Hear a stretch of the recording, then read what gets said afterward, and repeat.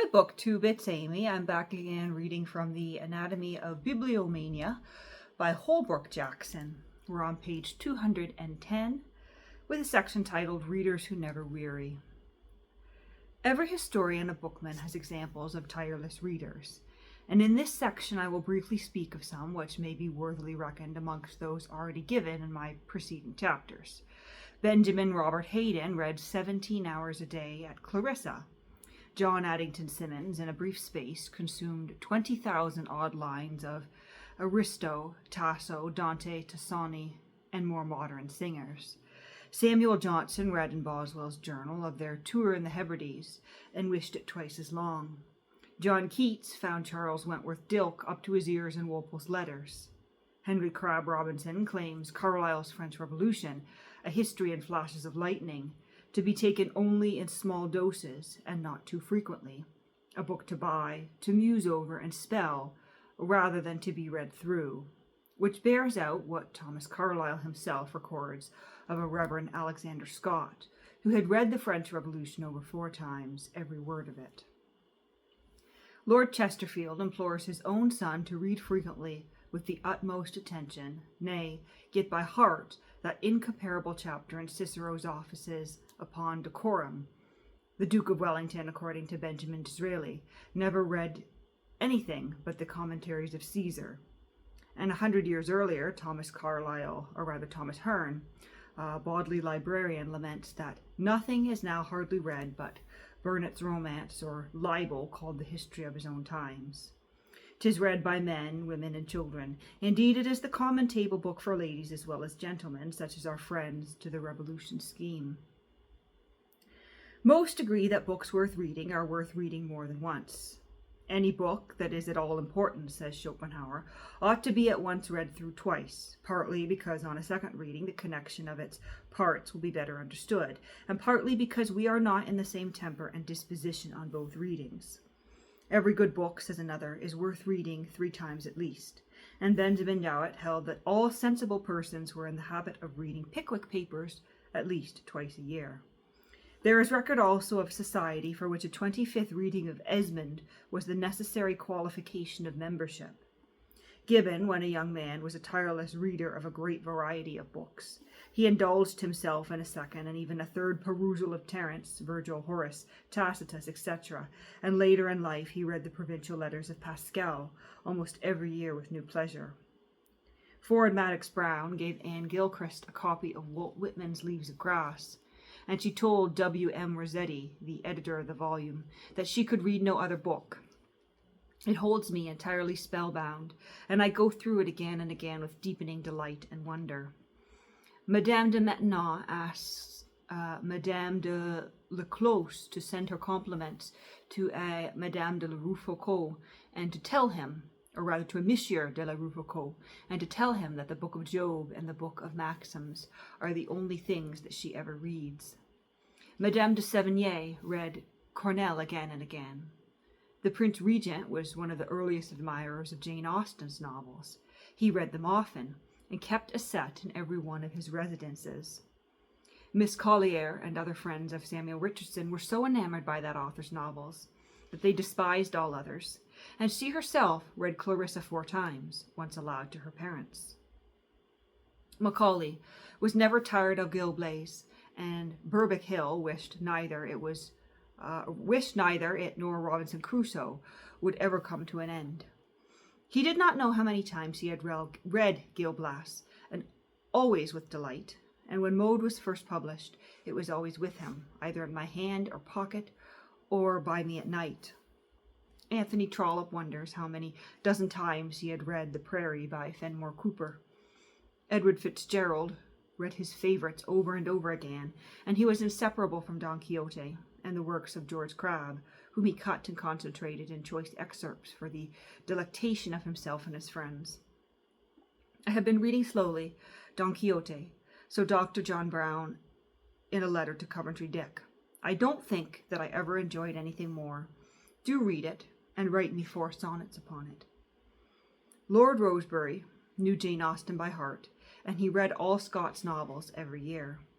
Henry Jackson could not remember how many times he had read the tales of Gabro, and he read the Menoplato thrice, the Erythro 5 times, and the Laches more time than he could say in 15 years. Oscar Wilde called Pater's Studies in the History of the Renaissance his golden book. "I never travelled anywhere without it," he said. William Corey never wearied of Jane Eyre, and he records that he read it straight through at a sitting on 2 occasions, once in his home drawing room and again on the rocks at Bude. Or else Stevenson complained that he could not get enough sagas. He wished there were 9,000 of them. He read Boswell daily by way of a Bible. "I mean to read Boswell now," he said, "until the day I die."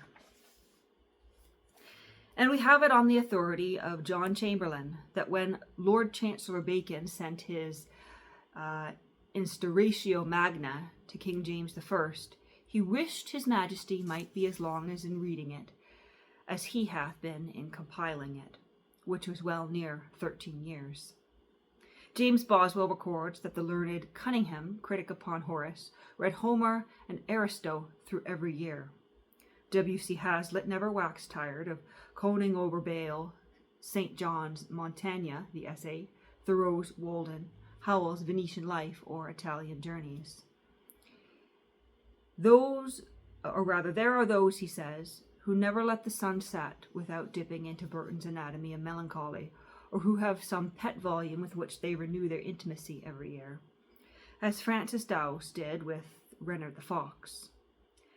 Isaac Disraeli gives out of Maurice that Sir William Jones invariably read through every year the works of Cicero, and that the famous Bordelot reperused every year not only Cicero but St. Paul and St. Chrysostom as well. If Burton comments, Bordelot began at the age of 22 and continued until his death. 50 years later, he must have done it over 50 times.